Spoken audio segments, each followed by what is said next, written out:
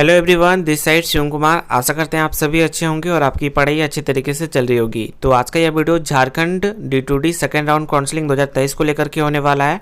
तो जो भी सेकेंड राउंड काउंसलिंग में पार्टिसिपेट करने के लिए इच्छुक हैं तो आप सभी को यह वीडियो कंप्लीट वॉच करना चाहिए, क्योंकि यहाँ पे आपको बहुत सारी इंपॉर्टेंट जानकारी दी जा रही है। तो आज के इस वीडियो को कंप्लीट वॉच कीजिए। साथ ही अगर आपने चैनल को सब्सक्राइब नहीं किया अगर अभी तक, तो चैनल को सब्सक्राइब कर लीजिए। एंड अगर आपने व्हाट्सएप ग्रुप और टेलीग्राम ग्रुप को ज्वाइन नहीं कर रखा है तो अवश्य से ज्वाइन कर लीजिए, क्योंकि अभी अगर आपने ज्वाइन नहीं कर रखा है तो आप बहुत सारी चीज़ों को मिस कर रहे हैं। ओके, एंड वीडियो को लाइक करना तो बनता है, वीडियो को लाइक कर दीजिएगा।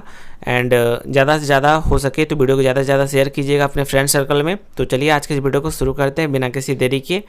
तो सबसे पहले यह जो आप नोटिस देख रहे हैं, यह नोटिस है आपका D2D का ही है, ठीक है, जो कि JCCB बोर्ड की ओर से जारी किया गया था। 15 जून को ही जारी किया गया था, जिसमें कि सारा डेट मेंशन है कि किस डेट को आपका फर्स्ट राउंड काउंसलिंग होने वाला है, सेकेंड राउंड काउंसलिंग कब होगा, थर्ड राउंड काउंसलिंग कब होगा। ओके, तो जैसा कि आप यहाँ पे देख सकते हैं, जो डेट मेंशन था उस डेट को आपका जो एडमिशन प्रोसेस है वो कंप्लीट हो चुका है। 1/7/2023 यानी कि 1 जुलाई लास्ट डेट था एडमिशन का। तो एडमिशन कंप्लीट हो चुका है, सारा प्रोसेस कंप्लीट हो चुका है फर्स्ट राउंड का, ठीक है। अब सेकेंड राउंड काउंसलिंग कब से स्टार्ट है? तो सेकेंड राउंड काउंसलिंग कल से ही स्टार्ट है। कल यानी कि 6 जुलाई से आपका सेकेंड राउंड काउंसलिंग स्टार्ट होने वाला है। 6 जुलाई से लेकर के आपका जो सेकेंड राउंड काउंसलिंग चलने वाला है वो 12 जुलाई तक चलने वाला है, ठीक है। तो ये बात आपको याद रखनी है। आपका जो सेकेंड राउंड काउंसलिंग है वो 6 जुलाई से लेकर के 12 जुलाई तक चलने वाला है। जैसा कि आप यहाँ पे 2 नंबर पे देख सकते हैं, 6 जुलाई आपका स्टार्टिंग डेट है काउंसलिंग का और लास्ट डेट है काउंसलिंग का 12 जुलाई, ठीक है। और आपका सीट मैट्रिक्स जारी कर दिया गया है। सीट मैट्रिक्स में क्या होता है कि सीट मैट्रिक्स में आपको यह पता चल जाएगा कि किस कॉलेज में कितना सीट वैकेंट है, मतलब कितने सीट पे अभी तक एडमिशन नहीं हुआ है, ठीक है। किस कॉलेज में कितना सीट अवेलेबल है, कौन से ब्रांच में कितना सीट अवेलेबल है, किस कैटेगरी से अवेलेबल है, TFW में सीट बचा है कि नहीं बचा है। आप हर एक चीज़ डिटेल एनालाइज करके, मतलब अच्छे से डिटेल एनालाइज कर लीजिएगा, उसके बाद ही काउंसलिंग कीजिएगा, ठीक है। एंड जैसा कि मैंने बता ही दिया, 6 से लेकर के 12 के बीच में आप काउंसलिंग कर पाएंगे।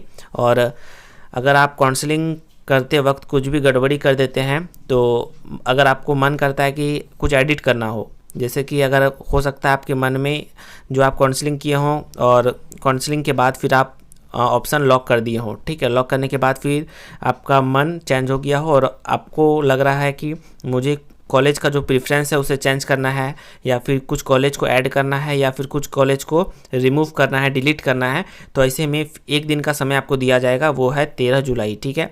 अगर आप यह डेट को मिस करते हैं तो फिर आप बाद में एडिट नहीं कर पाएंगे, ठीक है।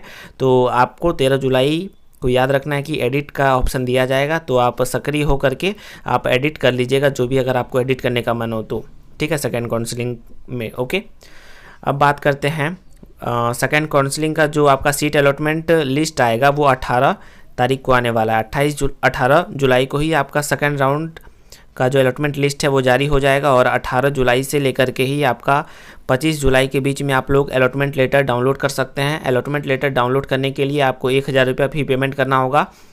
तो फी पेमेंट करके आप अलॉटमेंट लेटर डाउनलोड कर लीजिएगा अगर आपको कॉलेज पसंद पड़ता है तो, ठीक है। एंड फिर आप जो भी कॉलेज में एडमिशन लेना चाहते हैं वो आप ले सकते हैं, जो भी कॉलेज आपको अलॉट किया गया हो, ठीक है। 18 से 25 के बीच में आप एडमिशन ले पाएंगे, ठीक है। और अलॉटमेंट लेटर भी इसी डेट के बीच में जारी हो जाएगा।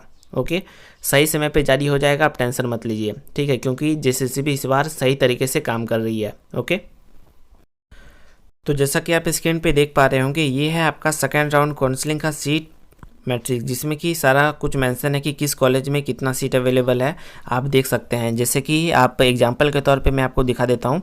BIT सिंदरी में आप देखेंगे तो BIT सिंदरी में सिविल ब्रांच में एक भी सीट अवेलेबल नहीं है, कंप्यूटर साइंस में भी एक भी सीट अवेलेबल नहीं है। हाँ, इलेक्ट्रिकल ब्रांच में एक सीट अवेलेबल है, फिर आपका इलेक्ट्रॉनिक्स एंड कम्युनिकेशन इंजीनियरिंग में एक भी सीट अवेलेबल नहीं है, मैकेनिकल में फिर आपका 2 सीट अवेलेबल है, ठीक है। इसी प्रकार से आप देखेंगे तो माइनिंग में आपका एक सीट अवेलेबल है, मेटलर्जी में एक सीट अवेलेबल है, केमिकल में फिर 2 सीट अवेलेबल है। इस प्रकार से आप देख सकते हैं, एनालाइज कर लीजिएगा, उसके बाद ही सेकेंड राउंड काउंसलिंग में पार्टिसिपेट कीजिएगा। और हाँ, सबसे इंपॉर्टेंट बात, अगर आप चाहते हैं मेरे थ्रू काउंसलिंग कराना तो लिंक डिस्क्रिप्शन पे दिया गया है, आप उस लिंक पे क्लिक करके डायरेक्टली मुझसे कांटेक्ट कर सकते हैं अगर आप काउंसलिंग कराना चाहते हैं तो, ठीक है। तो चलिए अब बात करते हैं जो सेकेंड राउंड काउंसलिंग को लेकर के आपके मन में बहुत सारा डाउट होगा, उसको क्लियर करते हैं। सबसे पहला डाउट ये होगा कि मैंने फर्स्ट राउंड काउंसलिंग में पार्टिसिपेट नहीं किया है, तो क्या हम सेकेंड राउंड काउंसलिंग में पार्टिसिपेट कर सकते हैं?